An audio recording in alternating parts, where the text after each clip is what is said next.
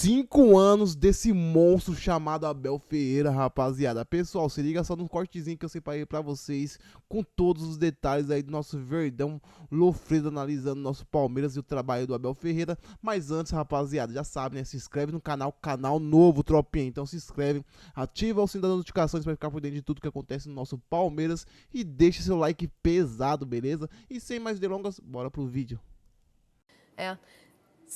Apresentado não, anunciado não, apresentado. 5 anos na prática, foi lá naquele jogo contra a LDU. Aí, ó, bastidores. Como o Palmeiras descobriu aí, Lof, você que é o cara que mais admira quem trouxe Abel Ferreira, eu também, sou fã. 5 anos, tá? E aí ele iniciou o que o já tá chamando de revolução multicampeã. Anderson Barros, a gente trouxe no papelzinho o nome dele.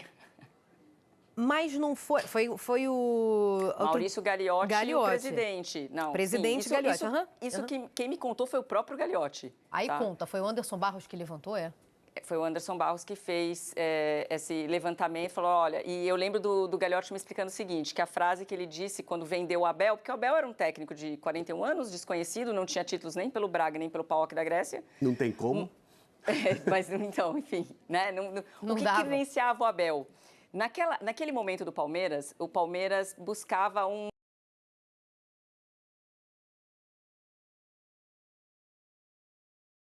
perfil de treinador que trabalhasse com a base, que fosse um cara que tivesse essas características. E o Abel tinha um trabalho de base pelo Braga. Porque então, ele estava no Braga, né? Não tinha o dinheiro para contratar. Aí ele vai fazer o trabalho do Palmeiras, não vai fazer seja por lá qual o motivo, era um perfil. E aí o Gagliotti falou, se a gente acertar nesse perfil, é para ser um trabalho longevo mesmo. E aí o resultado tá aí, né? Mas nem ele achava que era tão longevo também. Acho que ninguém acha, né? Dentro do futebol brasileiro, principalmente. Mas foi um nome pensado pelo Anderson e a característica principal para ele ser escolhido foi essa. E aí ele fez uma entrevista, como se fosse entrevista de trabalho mesmo, virou para a comissão e falou, vocês querem jogar no Palmeiras? Vamos todo mundo? E aí todo mundo veio, que são os auxiliares que a gente já conhece todos muito bem, né? Que é o Vitor Castanheira, João Martins, porque eles são personagens também desse Palmeiras vitorioso nesses 5 anos. Então, um golaço, né, do Anderson Barros, mais um, né? Porque o Anderson Barros é aquele diretor que você mal escuta falar dele, né?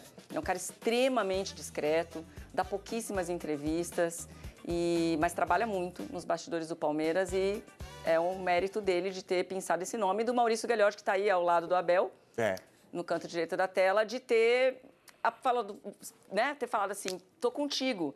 E não sei se vocês se lembram, ele vem para substituir o Vanderlei Luxemburgo. Sim. Então você sai de um cara extremamente conhecido, identificado, cascudo, para um jovem de 41 anos, português, desconhecido. Então foi uma aposta que deu certo. Deu certo é pouco, né? Mais do que certo. Ó, foi o terceiro nome. Quando o Vanderlei Luxemburgo saiu. Tinha o Ramírez, né? O Juan Ramírez. Miguel Ramírez foi o primeiro a ser procurado, deu não, tá? Do Del Valle, a época. Né? Primeiro que Vanderlei Luxemburgo ganha o Campeonato Paulista com o Palmeiras. Aquela vitória pavimenta... Contra o Corinthians, né? Isso, contra o Corinthians. Palmeiras e Corinthians, né? Ele impede o tetracampeonato do Corinthians. E se o Vanderlei Luxemburgo não ganha aquele jogo, o Corinthians é campeão ali, mais uma vez no estádio do Palmeiras, o Vanderlei Luxemburgo ia ser demitido naquele dia, tá? Porém, não ia dar tempo de se pensar em Abel Ferreira. O trabalho do Vanderlei Luxemburgo continuou e o Palmeiras já começou a pensar em substitutos, tá? Apesar do título. Surgiu o nome do Miguel Ángel Ramírez. Esse era o nome principal. E o Palmeiras tomou não, logo depois que demitiu o Vanderlei Luxemburgo. O outro nome era o Ariel Holan. Que teve aquela passagem relâmpago pelo Santos. Deu sorte o Palmeiras, né? Que o negócio não andou. Aí, o Hugo Cajuda, né? Que é o... Isso. Tava no Brasil, porque ele tinha acabado de fazer um grande negócio aqui. Ele trouxe o Ricardo Sapinto para o Vasco. E aí ele indicou o Ricardo Sapinto para o Vasco e indicou o Abel Ferreira para o Palmeiras. O pessoal do Vasco deve estar feliz com ele hoje em dia. Teve isso? Foi isso. Ele colocou o Ricardo Sapinto no Era Vasco. Empresário. E ajudou a colocar quando surgiu esse interesse, colocou o Abel no Palmeiras. É óbvio que se o Abel fosse para o Vasco e não sei, o Ricardo Sapinto para o Palmeiras, a gente estaria contando histórias diferentes e nem é garantia de história de sucesso. Porque o Abel poderia ter chegado no Vasco numa situação que não é igual do Palmeiras. Porque a gente tem que lembrar que a gente está falando do Palmeiras. A estrutura Palmeiras, a história Palmeiras, tudo isso, não que o Vasco não tenha, mas não tem atualmente a estrutura e o poder financeiro que o Palmeiras tem. Nem na época, nem há 5 anos. Também não tinha.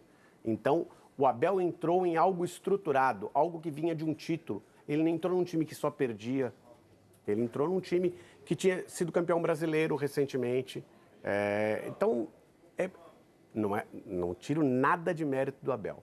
Mas ele caindo em outro time, caindo no Vasco, a gente não estaria falando dessa história de 5 anos. Seria muito... Ele caiu, o trabalho dele, que é espetacular, caiu num ambiente perfeito. Por isso que é a história de sucesso. A gente está falando de um clube, num grande momento, encontrar um técnico num momento especial de desenvolvimento de carreira. Foi verdade, foi um casamento muito... Tem sido, né, um casamento muito interessante. Ô, Jojo, o que você conta pra gente sobre o julgamento do Bruno Henrique? Temos atualizações?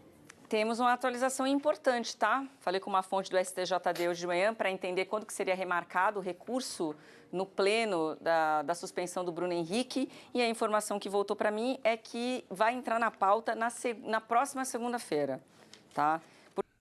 Pessoal, um trabalho longevo aí, né, do Abel Ferreira, com muitos títulos pelo Palmeiras.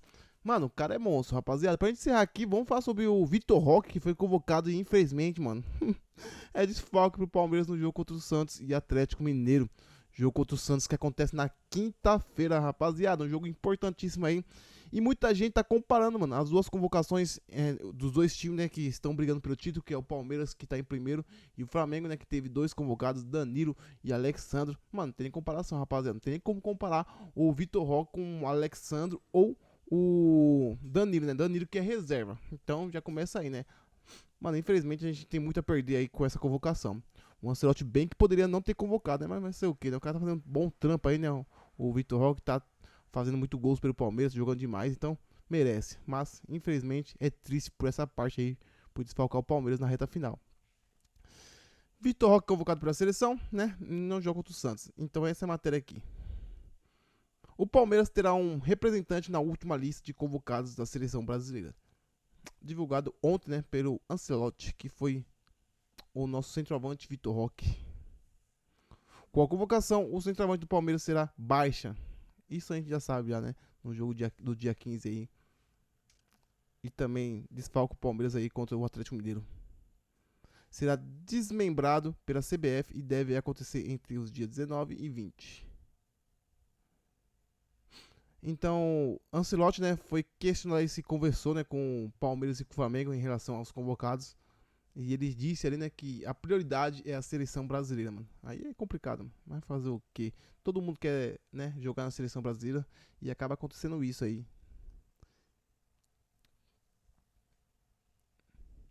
Mano, o pior de convocação, mano, na minha opinião, né, é que os caras convocam, beleza. Convocou o Vitor Roque. Aí chega lá, são 2 jogos, né? E o que acontece? O Vitor Roque não joga, ou quando entra 5 minutinhos só, rapaziada. Então isso complica, né, mano? Então pra que convocar os caras, rapaziada? Minha opinião é essa aí, mano. Porque, se liga só, anota aí. Vai convocar o Vitor Roque e eu aposto com vocês, ou o Vitor Roque não vai jogar, ou se jogar, vai jogar uns 5 minutinhos e olha lá, rapaziada.